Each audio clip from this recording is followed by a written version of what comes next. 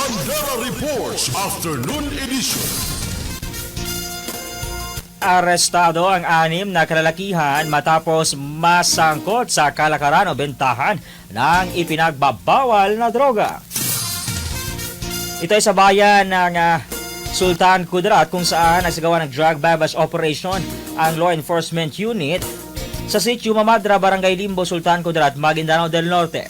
Ayon kay Sultan Kudarat Town Chief Police Lieutenant Colonel Esmail Madin, target ng operasyon si alias Jomar, pero naabutan ng kapulisan sa lugar ang 5 pang kasamahan nito na nagpapat session sa loob ng kanilang drug den.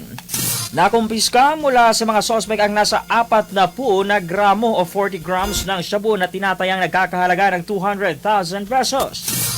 Nabatid ang 3 linggo nang isinailalim sa surveillance ng kapulisan ang mga sospek bago tuluyang naaresto.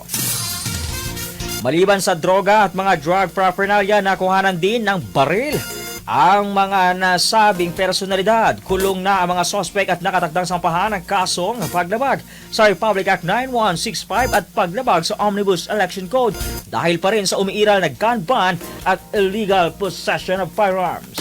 Bandera Reports Afternoon Edition.